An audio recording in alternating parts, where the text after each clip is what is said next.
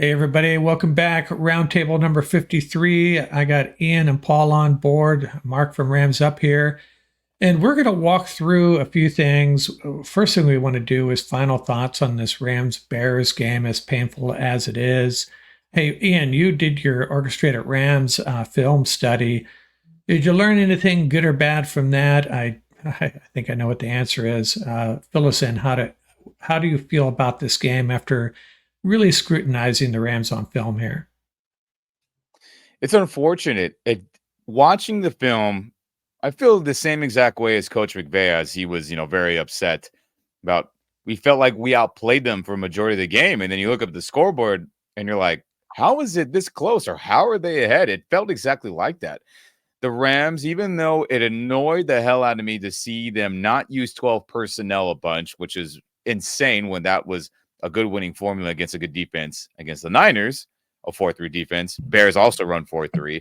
But I will give credit. They were moving the ball. They were getting a lot of play action passes, which I enjoyed to see. I enjoyed to see them run the football with in between the 20s.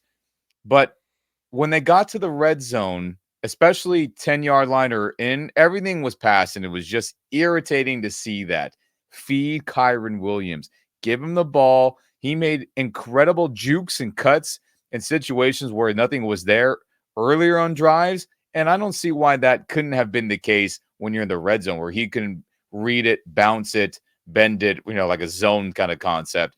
So that irritated the hell out of me, and it was just a couple plays here and there where a bad block led to the fumble, a bad read by Stafford, or bad blocking by the interior. Just a couple little things that held us back from scoring touchdowns or having big explosive plays, which is incredibly irritating on the offense. And the defense, same thing. A lot of good, but just dumb penalties, stuff that is technique driven, really not like, oh, what could you do? You had to hold DJ Moore. He blew right by you. There was just dumb hand grabbing stuff from the DBs. And there were a couple bad moments from the defense. But again, it wasn't a ton. There was just 3 or 4 critical plays, both offense and defense, that led to this loss. And that's football, man. Pro football. If you don't make those critical errors, and you win that ball game. But we always say it. Sometimes it's which team screws it up first. And we were unfortunate that team, gentlemen. And that sucked to see with how good the film was for, I'd say 70%, but that 30% was pretty bad and led to a loss. So, yeesh. Yeah, that's how I felt watching that game too. It was just incredible at halftime that we didn't have the best of them by then. How about you, Yeah. Paul? Their mistakes are leading to big plays and touchdowns. Yeah. Right, that's the bottom line. The other teams are making mistakes leading to a 14-yard gain, whereas our mistakes are leading to a 40-yard game or a touchdown. And the other thing is, and this is going to be the telling stat for the Green Bay game, they got to get off the field on third down. Bottom line, you got to get off the field on third down. You got to force the other team off the field on third down. Yeah. Yeah, if you look at the drive charts from that game, if you just looked at the drive charts, you think the Rams would probably win by about 14. Didn't happen though. 100%. It's wild. So you want to talk about we're going to go through some players that we did want to offer some praise to, and maybe some guys we want to have some negative thoughts about as well. Yeah, I mean, usually when we win, we give out Rams Up game balls, but because we lost, I mean, there's really not a game ball to give anybody in a loss, but there is positives and negatives with players that we saw, right, gentlemen? So, I guess my first positive is, Kyron Williams, the running back. And he looked fantastic. And like I stated earlier, it just was incredibly irritating to see that he was not getting featured much other than that one touchdown finally when he had a goal line touchdown. Within the 10-yard line, it wasn't enough. This dude needs 30 in that ballpark touches or carries, right, Paul? I mean, we've talked about this, you and I know you as well, Mark. I mean, he is that type of running back where he's like, oh, give him 15 touches and everything's going to be fine. No, this dude is the bell cow. I know some people don't like that term, but he is that type of player where he will wear defenses out. And especially when you're trying to ground and pound it, when the Rams proclaim that's going to be their identity. And I get injuries to the interior change that, but linemen want to attack and not react. So to see him not get enough carries within the 10 was irritating. But when he got his opportunities, dude was money. And I was happy to see that he was playing really, really well. And that's my one positive player. What about you guys? Who's your positives or Who do you positive? got, Paul? I'm gonna go with Q37. I thought Quentin Blake played a great game. He was physical, played the coverage well. He showed a lot of leadership there. I definitely think after the bye, you're going to see the Rams move to giving him the green dot, and they will find a way to keep him on the field pretty much all game. There's no reason for him to come off the field. So easily to me, I think Q37 to me was the one player who stood out. Now, I'm going to go with a player that a lot of people are criticizing for some missed tackles, but I'm sorry, man. I'm just loving what I'm seeing from Jared Verse game in and game out. I think we have a future Pro Bowler, if not an All-Pro player. Probably the leader right now in the Defensive Rookie of the Year polling. Not that that matters much. We can talk to Kobe Turner about that, but I know he's having trouble finishing his plays, but still, I think he's a crazy good player, and I think the Rams nailed that draft pick. Me too. Bars. He just I know the penalties were annoying to see when he had like 2 sacks back to back, and that's speaking of the DB issue there, but God, he had to have made that tackle in that 3rd and short when there was about 2 minutes 30 seconds left, where he had the running back in the backfield and just whiffed on it. So there's a lot of good. His pressure rate is fantastic and all this stuff. And I agree with you, Mark. I mean, a lot of people were banging on him and talking crap. And it's unfortunate when there's a play to be made and he can't make it. And there's been a lot of missed tackles on his part through 4 weeks. But if he gets that squared away, which he will, he's a rookie. Come on, guys. He's got to improve. I mean, the only way is up at this point for him. I think he is going to be a Pro Bowl level player year in and year out. And I think we'll see that soon. But I agree. He's got to wrap up. But I think overall, he had a pretty dang good game getting pressure and making some other key tackles as well, though. So who do you got for on a negative, from a negative viewpoint, Ian? Anyone you want to throw shade on? You know what? I'm gonna put it. This is such a great question because I'm just thinking there was just a lot of bad that I had saw. I'm gonna put this one, and this might be a shock to a lot of people. I'm gonna put this one on Jordan Whittington, and I know you guys have yours and they're valid, but I think Jordan Whittington had a couple mishaps that led to drives being neutralized or killed for the offense. There was a play where Montez Sweat strip sacked Matthew Stafford, if everyone remembers that, our first play after we got the ball back. Now, was the play designed smart by McVay to have Colby Parkinson and a wide receiver block Montez? Okay, that probably wasn't the smartest idea. But Whittington coming over to help Colby on that block, it was such a poor effort. Dude just kind of barely gave a nudge to Montez. He wasn't there to help keep him away. And if Stafford literally had another millisecond, he was going to throw like a 30-yard in route to Demarcus Robinson, who was open. He would have hit that, and it would have really accelerated the drive. Instead, strip sack, fumble, we lose it. So Whittington's effort on that was really, really bad. Go ahead and replay that and find that on YouTube, everybody. Not good. Orchestrated Rams are the highlights NFL release. And then on the second to last time we had the ball before the end of the game, we had that 3rd and 7 swing screen pass to Kyron on the left sideline. And Whittington, instead of going upfield to help block someone in the front of the screen, he goes to the left to double team whoever Demarcus Robinson is initially blocking, which leaves all-pro Jalen Johnson wide open with Brisker to make an open field tackle and just form tackle Kyron to the ground, and he wasn't even close.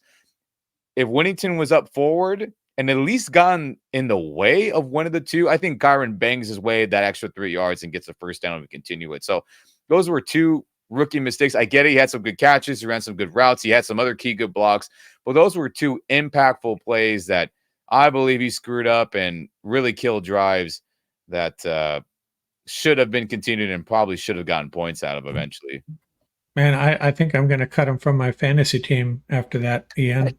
No, again, a lot of good, but those were glaring negatives that Wow. changed the game, and I was just like, man, oh man. But I know who you guys are going to say, so I had to go with somebody who maybe people weren't thinking about. But No. go ahead and rewatch that game, everybody. It was there was some stuff I didn't like. Yeah. Okay, Paul, who do you have? I mean, it's sort of unfair to just single him out, but he does wear the green dot, and he is the leader of the defense, right? By such, and I got to go with Reader. Yeah. Yeah. So I mean, he just not physical, and just the way they're playing the run is just absolutely atrocious. Just the lack of physicality, as my neighbors are taking their motorcycles out. Right? So good. They're revving up the engine. Hop on, Reader. We're getting you out of town. Exactly. Yeah. So the that's such. It was just tough to watch. It really was. So, and it's sort of unfair too, because Reader's not that kind of player. He should not be out there every down. He's not an every down linebacker. They have him out there every down, so he's really getting exposed about a third of the time, if you want to look at it from that perspective. Yeah. But as of right now, he would have to be my negative player, because at this point, I think Mark has a great slide, which is going to highlight they're averaging 160 yards on the ground that they're giving up, which is, I mean, it's just not sustainable. You can't win at the NFL level if you're giving up that kind of yardage. Yeah, I'm wondering if there is a possibility they'll turn to Omar Spates, or maybe even Neil, or give someone else a shot. And to that point, Mark, Coach McVay did say today during his Wednesday press conference that Jordan Rodriguez, I appreciate her pushing buttons in a very formal way about, like, if things aren't working out with the team, when can we expect possible changes, or is that stuff you're evaluating? Obviously, she said it in a more professional way than I just did, but Sean McVay mentioned that, hey, those guys are getting reps, and if we felt like any player gave us a better chance to win, they'd be out there. So there's your answer to that, Mark, as of today with the linebackers. So they believe that Reader and Roseboom are at this moment better.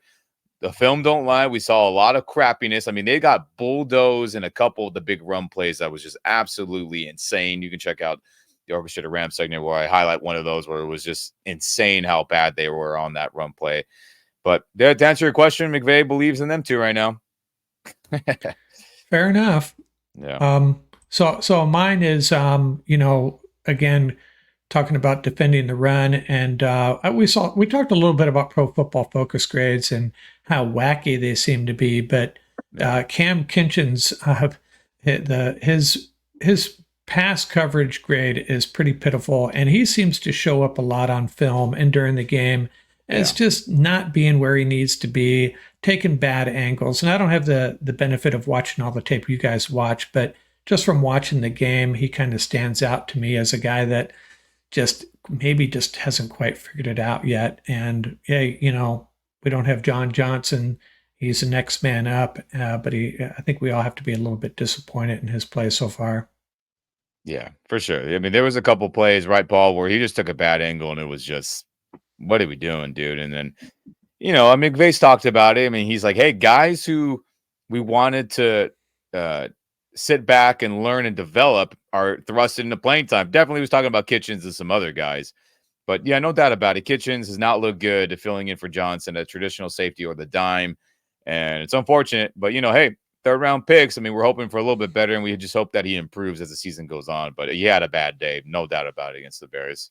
Yeah, I thought maybe we'd see a little bit more of Jalen McCullough. I think Paul and I both liked what we saw of him in the preseason, but hey, preseason's preseason. Yeah, he got some dime linebacker looks against San. He got some opportunities. Yeah.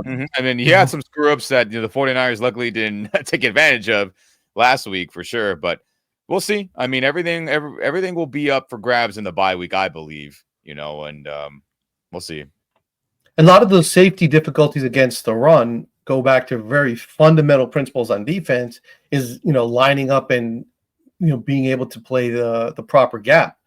And as you see, like, the safeties are running around, it just shows you that they're not lined up properly to begin with. And when that happens, it's just as the play unfolds, It just gets worse and worse and worse because, like the play that when Hoyt got knocked backwards and then Swift takes it for big yardage, that's exactly Yeah. what happened.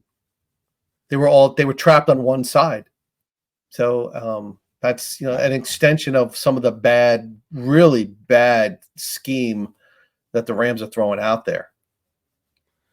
Yeah, something's got to change. Something's got to change. Hey, let's roll on to this next game. I'll kick this off by sharing some basic information on this matchup with the Rams and Packers.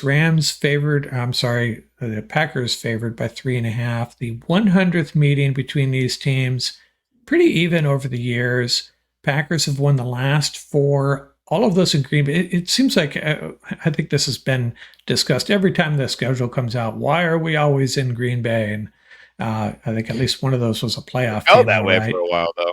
Yeah. Well, for last 4, and Green Bay won them all. And I dug up this stat. So the Rams in the 60s and 70s pretty much dominated the Packers in California, and then they went to St. Louis. And now they've come back. And it's been since 1966 since the Packers have beat the Rams in LA.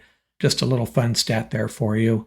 So what are you thinking about this game? You want to talk, what do you want to do, Ian? You want to talk the keys to victory here, or any tidbits you want to share before we move on? Or I guess a fun little tidbit. The last time the Rams have played the Packers, it's this game in my background here. I was at that game 2018 when we had a good season and went to the Super Bowl, when Todd Gurley had a good game, Jared had some good stuff, and then when they had that fumble on the kickoff where we got the ball back and Gurley ran it out, and everyone was like, why didn't you give Rodgers a chance? And the whole media was up in roar, and we had a really good game. I was at the game. That's the last time we played them here in Los Angeles, which is pretty crazy because for sure every game after that was in Green Bay in the winter time, which was no bueno. NFL scheduling screwed us for 5 years in a row, it felt like. But and that was a game there. If I remember that game, the Rams were winning by 2, and the Rams are kicking off. And I remember after that, I forget his name, he ran the ball out of the end zone, fumbled, Rams recovered, and Aaron Rodgers was just besides himself. So I just want the ball on the 25, dude, and we probably win this game. And I'm sorry, go ahead. Yeah, so that was so I was at that game. I mean, that's the last time I had seen the Packers, and that was the first time I ever seen the Packers play. But let me tell you something real fast. That game was not a home field advantage at all. It was legitimately 75% Packer fans. It was outrageous. Now, it's been a long time since then. The Rams fan base has grown significantly since then. Yes, all true. But it's going to be another not really home game for this squad here. And that's tough, man. The Niner stuff, we know how that is. They try to take over, and there's a lot of California Niner fans out here in Los Angeles area. Okay, I get it. But there are a ton of Packer fans out here too, and a lot of other fan bases, as we'll get to down the road in our schedule. But for a game that you're like, man, it would be really good to win this and have some home field, get the rookies feeling good, the rookies that have made some screw-ups, maybe some rookies that need that extra juice. I mean, it's not going to feel like a home game. I mean, if we're lucky, this one's going to be 50-50, but it's probably going to be on the Packers side of fans more than ours. Let's just be honest about it. Now that we're losing, people are probably less interested to buy expensive tickets to this game because for anyone out there, when you're playing a team that has a large fan base or is good or the combination of the two, tickets are usually pretty outrageous for a nosebleed seat. And it was this way for the Packers game. I'm sure they've dipped down since because the Rams have been losing, but that's going to be tough. That's going to be really, really tough. Before we start getting into any of the football stuff between the lines, it's unfortunate, but the Rams are used to it, though. So is Coach McVay, so is Matthew Stafford. So luckily, the offensive operation won't be affected too heavily, I think. Right, gentlemen? Yeah, it's kind of a bummer, but it is what it is in LA. Sometimes I feel like we just need to embrace it. But until the Rams, I think the Rams, it's got to be like a 10 or 15-year plan.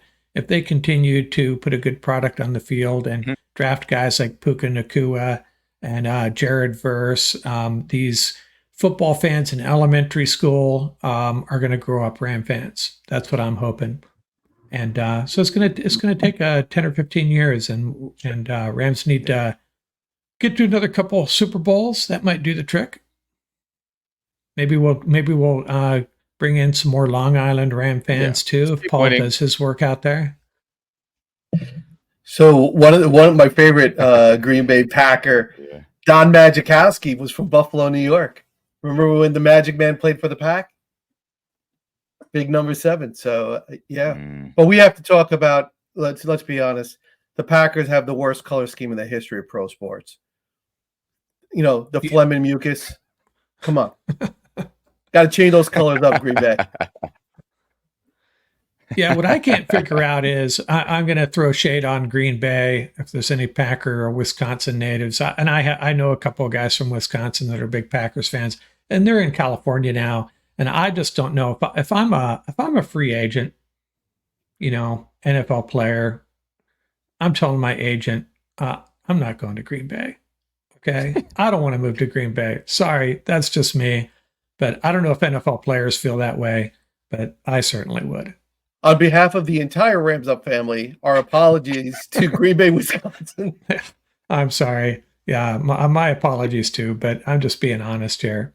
I mean, I lived in California pretty much my whole life, so it shouldn't be a surprise that I don't have an inclination or desire to move to the Great North.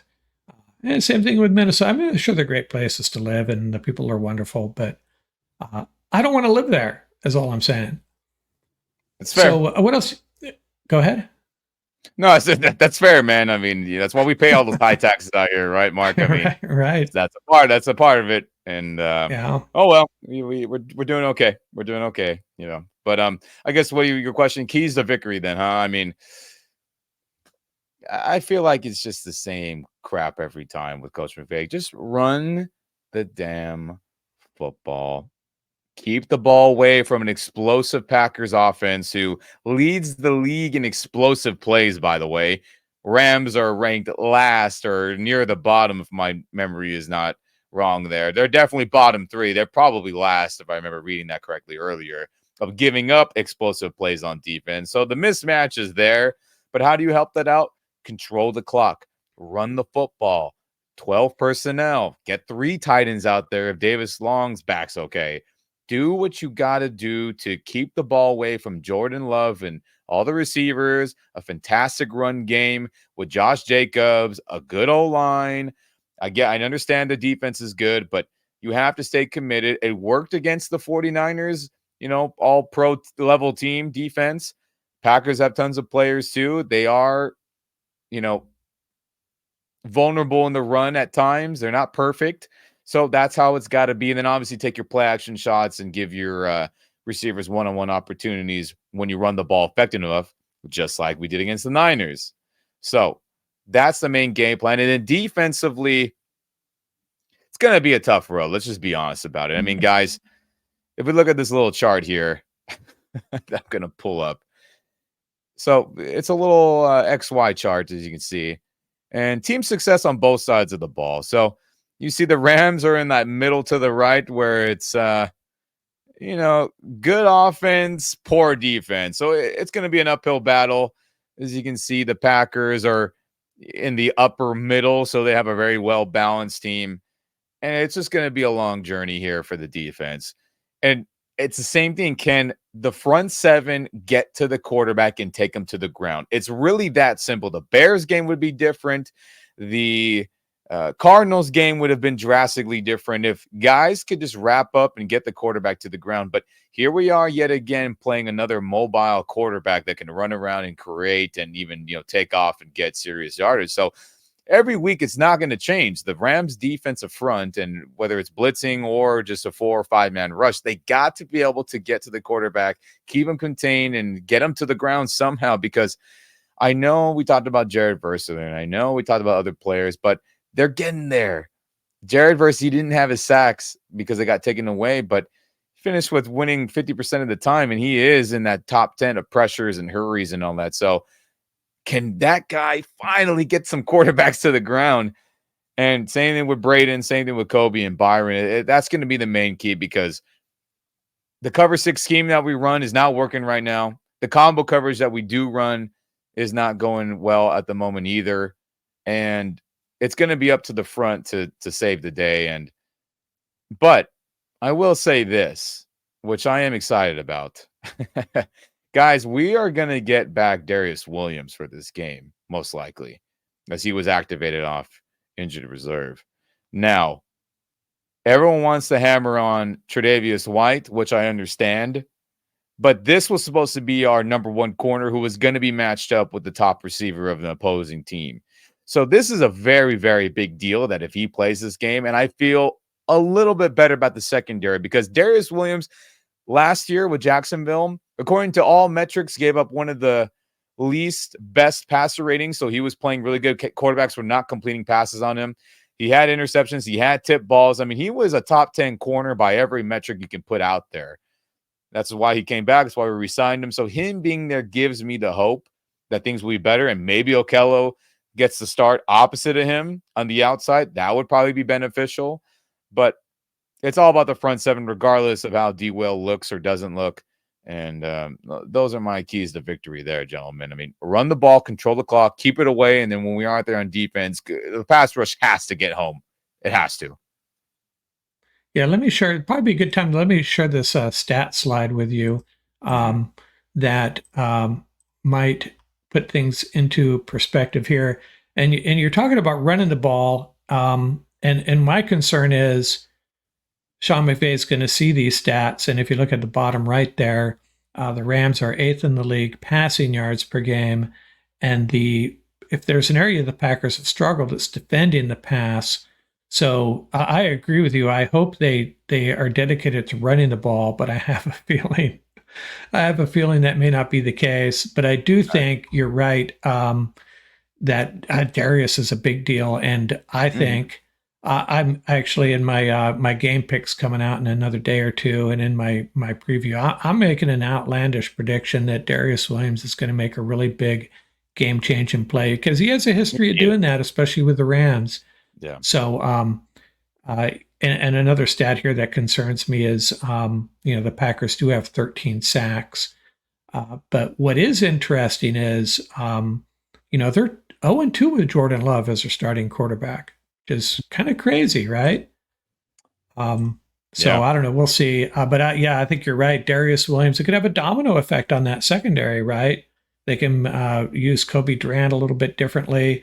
Like you say, maybe Trey White gets benched for a kilo. We'll have to see. Kobe's only starting because Darius got hurt. It was going to be Trey and Darius were going to be the guys. But, now that he is back, now that Okello has been elevated, and I'm sure will continue to be elevated, I mean, things could be drastically different. But we'll see. Who knows? We got to see him play. But, I mean, it's better than nothing from what it's been right now. But, Paul, what about you, man? What are your keys to victory versus the Packers? Yeah, so first thing's a balanced offense. They have to have a balanced offense. So if you take a look at that stat slide, immediately, right, the sacks jump out at you. You have a team that's double-digit sacks. The last thing you want to do after the Bears were able to get to staff, the last thing you want to do is open it up to this four-man front that likes to get after the quarterback. They really like to get after the quarterback. The other thing is they generate pressure up the middle very well as well. So that's something the Rams have really struggled in over the last couple of weeks. They lead the league in pressures across the board. And obviously they've had a lot of O-line injuries, so you have to take that with a grain of salt. But at the same time, Stafford's been getting banged around a lot. So they have to have a balanced offense, really try to control the clock, really dominate the TOP as much as they can, keep the ball away from the Packers offense. If they can do that, they'll be in this game. Listen, apart from the Arizona game, the Rams have been in every game. They came up short in overtime in Detroit, and we saw what happened against the Bears, right? They just did not play a strong fourth quarter. So they've been in these games. So if you take a look at that particular sort of pattern, taking this game into consideration, they're at home. They should have, hopefully, a better fourth quarter. So they definitely got to give Aaron Kyren the ball. He's averaging a tick under 18 carries a game. That's just not enough. Time to lean on the horse and let him run the rock a little bit more. They got to stop the run. If Mark, if you want to throw that slide up again, if you take a look at those run defense numbers, those are just absolutely nauseating. League worst, 165 yards a game. And that really does have a domino effect on the defense. Not only does it drain them in terms of their energy, and that could be why the Rams are having tough fourth quarters. They're on the field. They're getting bounced around. That it really does take a lot out of the defense, so it makes a lot of sense. So that's one thing that they really have to make a priority is stop the run. You have Josh Jacobs. Josh Jacobs hasn't blown up yet. The last thing you want to do is have him have another DeAndre Swift game, right? And really go off. So if they can control the run, make this team one-dimensional. Jordan Love's only played in 2 games, and he's still nursing that knee. His passer rating is at 83 for both games. So that's fairly consistent. He's thrown 6 touchdowns, yes, but he's also thrown 4 INTs. So he's a still young quarterback. He's uber talented. I mean, anybody who watched that game against Minnesota in the second half, you saw this kid's talent really jumped off the screen, right? They have a deep wide receiver core. So one thing I will say, I love this, their tight end, the kid from South Dakota, Tucker Kraft. That kid is a tank. Love the way he plays. So great draft pick. Shout out to Green Bay with that one. The other thing is they have to stop the mental errors. They got to play a clean game. The one thing that stood out in the San Francisco game from all the other games, 0 turnovers. And down the stretch, they played a clean game. They didn't shoot themselves in the foot. The Chicago Bears, a lot of unforced errors. Right? They were their own worst enemy. They made it really easy to lose that game. They literally handed it over to the Bears. And I think there will be a defensive adjustment after the bye because, watching the film, Hollywood Hoyt, as much as I love him, he was on the field way too much. Way too many plays. So he's the type of player that when he's out there when his reps are about under 50%, he looks really, really good. Looks really, really good. But he was out there way, way too long, and he's also getting exposed. The same thing with Reader. So I think we'll see that adjustment after the bye, where you're going to see those 2 players. Not that they're going to, be pulled from the lineup, but I just think the amount of reps that they're getting have to be adjusted. I also think we're going to see that 3 linebacker look with Hollywood, Verse, and Monster Zero. The 3 of them. I think the Rams may have stumbled onto something. Jump into that old school Eagle front and let Hollywood, on either A gap stand over that center. Explain to everybody who Hollywood is. Hollywood, because I know some people aren't familiar. Oh, Hollywood. Oh, Michael Hoyt. Yeah. Right? So have him stand over those A gaps and have him blitz because they're not having any luck with their nose tackles anyway. So yeah, we need a Rosetta Stone for your nicknames, man. Yeah. So they have to be aggressive at this point. They really have to be aggressive. And I really, to me, I only saw it 3 times, but when they ran it 3 times, they looked really, really good. And it's the name of the game nowadays in the NFL. Get after it. So speed, put a lot of pressure on the opposing O-line, have them, try to match with their slides and pick up those. And the Rams love to run stunts, man. They're running a lot of stunts with the conductor and fist factor. So I think it would work out seamless. I really do. And their dime package looks a lot better than all their other packages to me. Anyway, so it makes a lot of sense. And one thing that we have to look at, I mean, they released 2 quality veterans obviously we saw with the EJ53, they're still feeling that leadership void. Obviously the leadership void from AD, but not talked about, as bad as everybody was saying, Russ Yeast, was he really as bad that could he have not played at least some quality snaps in this defense? Because, you're going to see now with Darius Williams coming back, this defense is going to be infinitely better because now we have more veterans in the lineup. And that's what I said from the beginning. You got to lean on your veterans. Darius Williams, Trey White, you got Q37, And true, now Kobe can maybe move to the dime. You got Witherspoon back. So your starting three corners are veterans now. Whether you're playing, your cover one, your cover three, your cover six, whatever, they're just going to be better because you're going to have better play recognition, more robust tackling. You're going to have being able to jump routes a little bit more. So I think after the bye, we're going to see probably an immediate improvement. However, that's not going to remedy the run game. And that's the issue that the Rams really have to take a close look at. But I think if they focus on these three areas, I think that they have a legitimate chance at home against Green Bay. Yeah, I think they have a shot. They have a shot. Yeah. So if you can ask me the keys to victory, it just sounds like a broken record. Finish in the red zone, get to the quarterback. But the one thing that I feel like maybe I'm sounding like just a silly fan, but the Rams have had a lot of things break against them this year, except for, the second half against the 49ers. Just a lot of little bad breaks. They haven't gotten the takeaways. And you got a team like the Packers, they're +6 in takeaway differential, yet they're 2-2. The Rams are -1 and they're 1-3. There's going to be a game. There's got to be a game where the things start breaking our way. We start getting some takeaways, get some sacks, some strip sacks. How often is the ball's on the ground this year? We're not getting it. It's going to the other team. Every time there's a play review, goes against us almost every time. Just really weird calls, really damaging penalties. I don't know. It just goes on, and I'm seeing it from a Rams perspective. I know I sound like a fan right now, but that's what I am. And I just have a feeling this could be the game where it swings the other way, and someone makes a big play, a pick six, strip sacks, fumble recovery.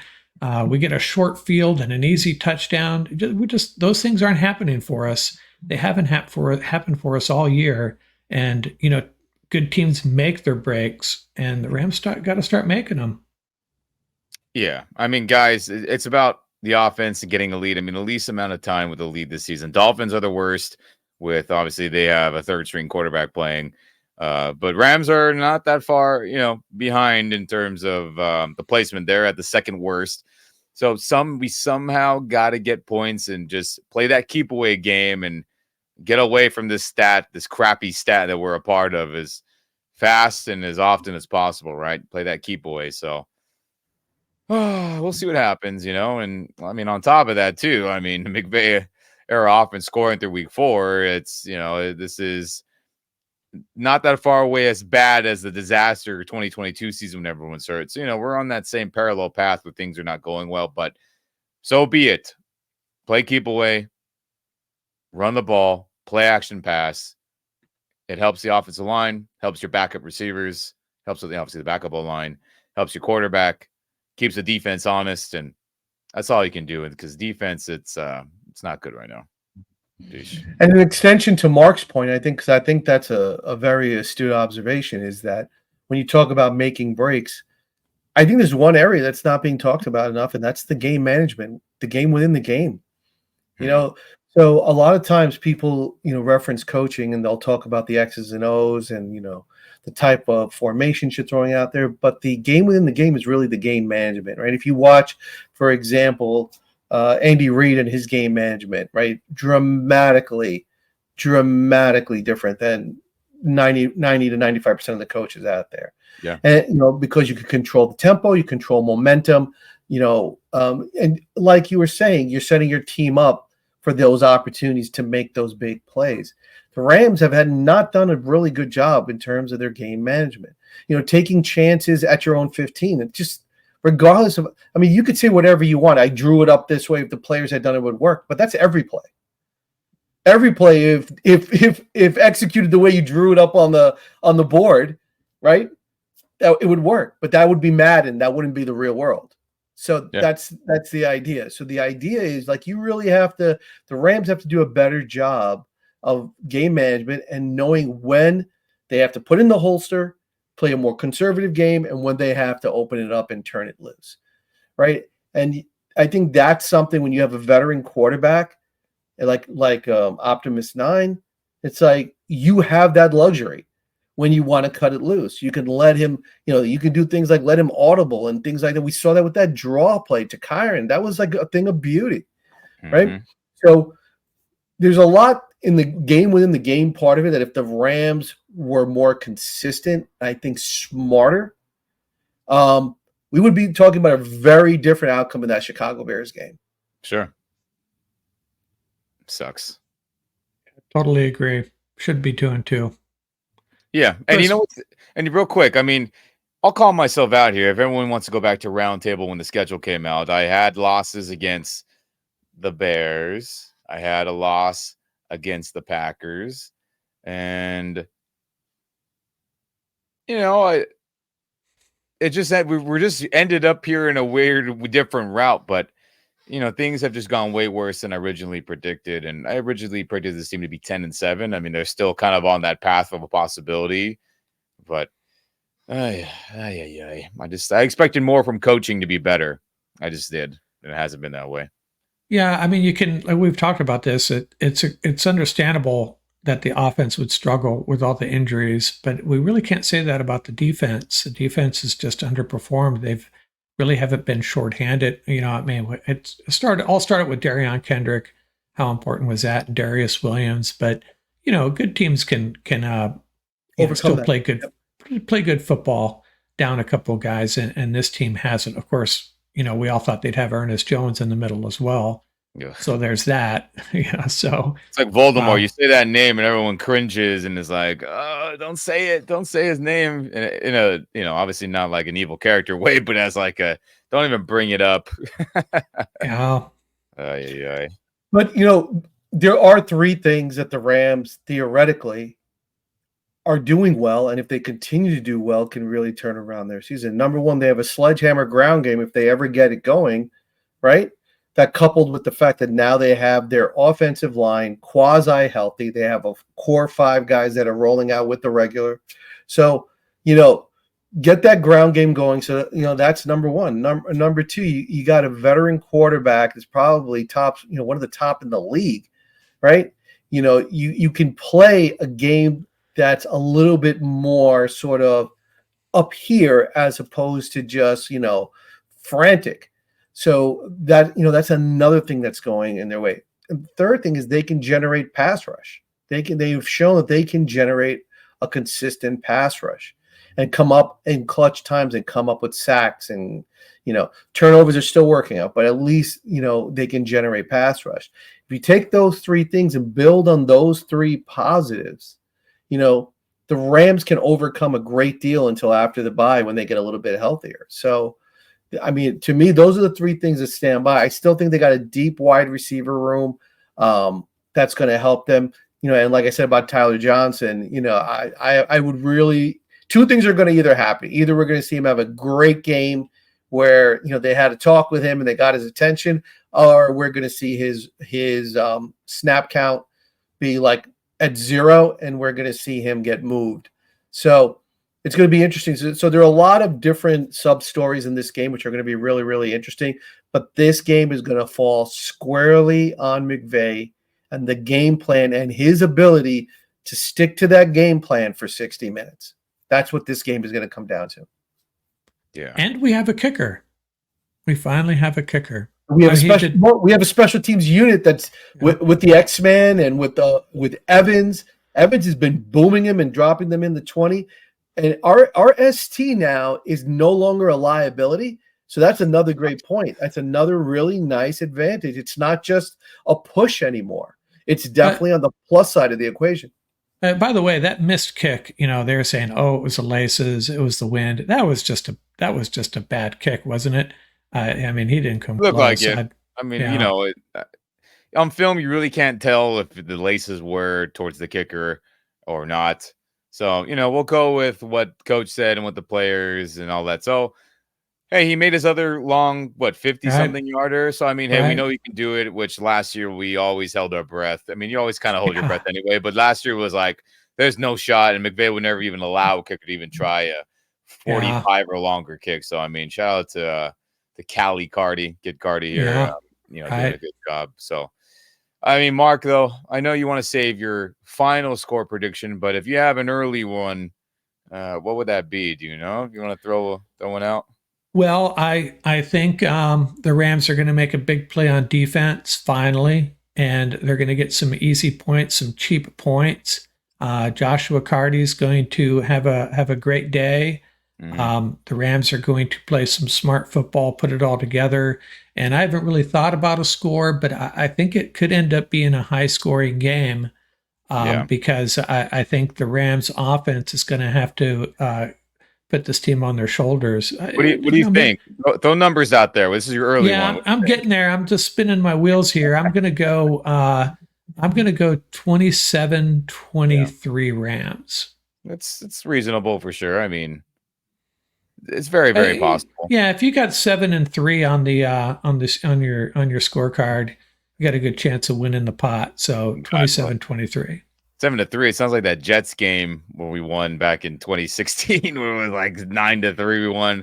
That was a brutal watch too. But Paul, my friend, what's your early score prediction if you do have one? Well, you know what they say, great minds think alike. I have the Rams. Staff takes him down the field for a last-second field goal. Kid Cardi puts it through 27-24. Right on. I like it. I hope so. I hope Ian's gonna bring us back to earth here. Josh Jacobs goes for 200 yards and no, I hope not. And for me, guys, I just, like I said against the Niners and even the Bears, I need to see Coach McVay be consistent. I need to see this defense play better football for me to start picking them to win games consistently. And I can't do that even here right now. I mean, what we saw in the Bears game, plenty of positive on offense other than a couple spots here and there, of course, like we talked about. But the defense and their blunders in key moments and how the Packers are just a significantly more talented team overall.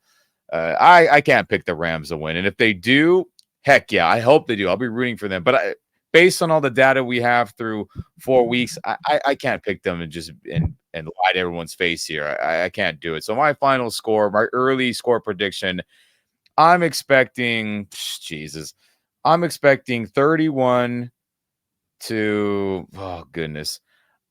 I'm going to say. Don't do it. Don't say it. Don't say it. Make it close. I'm going 17-31. I don't think this game is going to be pretty. I don't think it's going to be a fun one. I think it's going to be one of those games where we look back and we're like, I can't be more happy that the bye is here. And again, early prediction, we'll see the status of players. That matters. We'll see how Jordan Love's feeling. We'll see how D. Will. We'll see all that fun stuff that matters.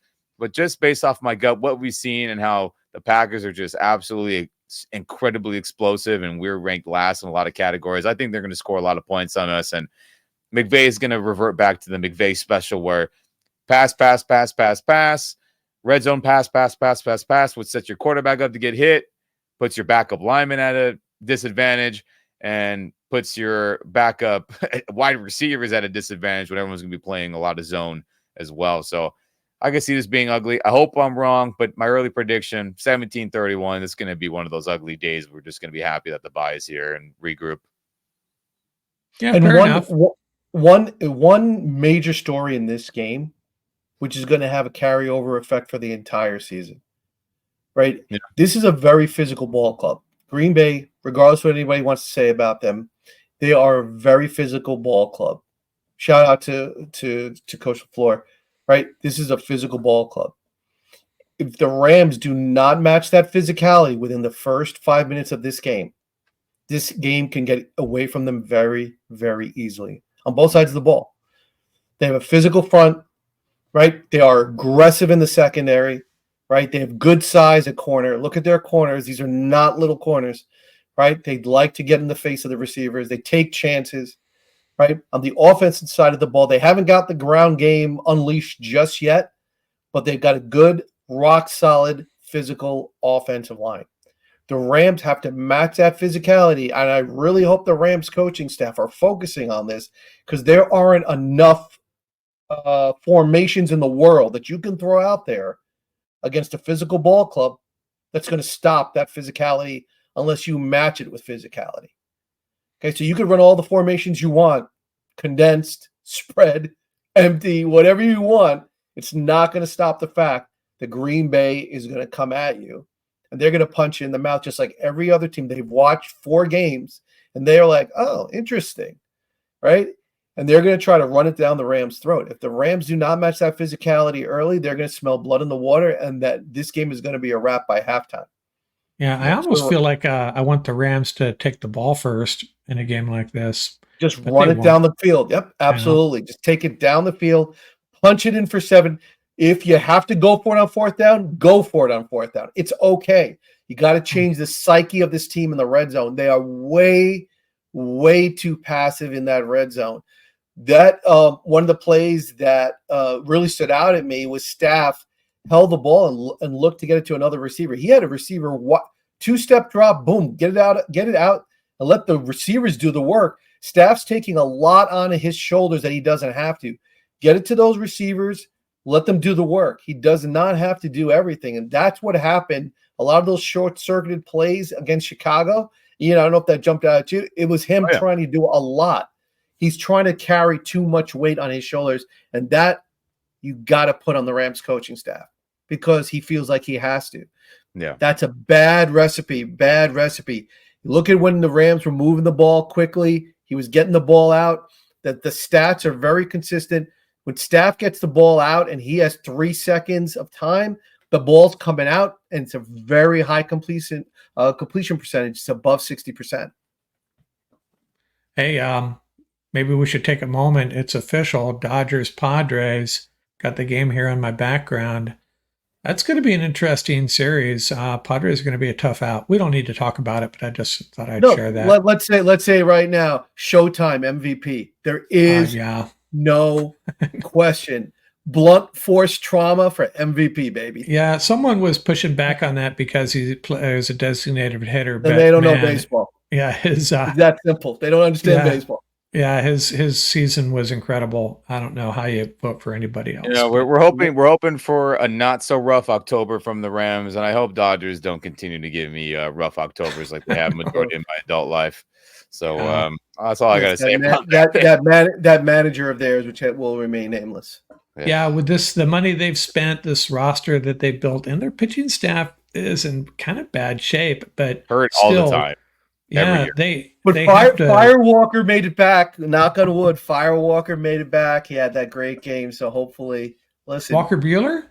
Yeah. Oh, he did finally. I heard he was struggling. He had a good outing. He had a great outing not about a couple days ago. So listen, there's always hope, right? There's always hope. But MVP for blunt force trauma, 1 of 1. Shohei. Nobody has done it like he has done it. That's the bottom line. And let's just hope this, because Dodgers will play Saturday, right? That'll be game 1 here in LA.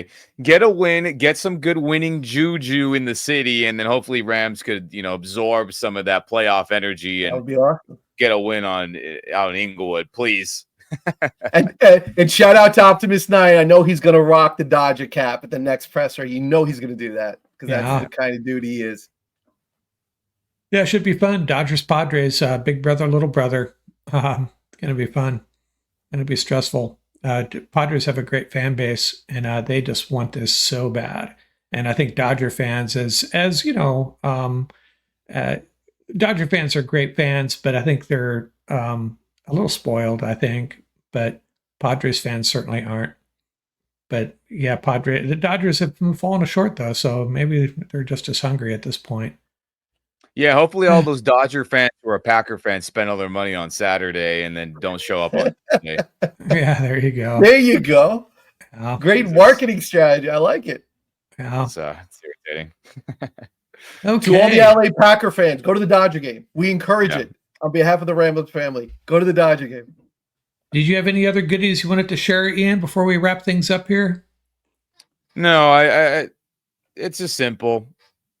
We'll just see what type of McVay we get on Sunday, and that'll dictate whether this game's going to be a close, hard-fought battle and we pull it off, or we get obliterated. I think that's really it. Okay. Well, we'll hope for the best, and we'll be back Sunday, late Sunday. That's a late game, right? 1:25, is it? Yeah, So, yeah, it's a late afternoon, a late window, yeah. whatever NFL likes to call it. Yeah. Right. So we will have a quick reaction. It might be pretty late in the afternoon, but we'll get it done. 2 or 3 of us for sure. Whoever's available. I know if the Rams lose, Paul's probably going to bail on us. he can't do it, but I Well, hope you he have can to join remember us. I'm on East Coast time, so Yeah, that's true. yeah, it's a All right, big you'll difference. be awake, festering, whether it's a win or loss, good energy or bad energy. You'll Yeah. be. Yeah, You'll, and plus I got the fam here, so it's hard for me to bail them. I feel it. Okay, guys. Good talking to you. And hey, let's just hope the Rams can get it done. Go Rams. Get to 2-3, save the season. That's really what it comes down to. I hate to say it, but they need this win desperately. I don't think it's a must-win game. Kind of, sort of, maybe is, but I'm I'll not going say to. yes.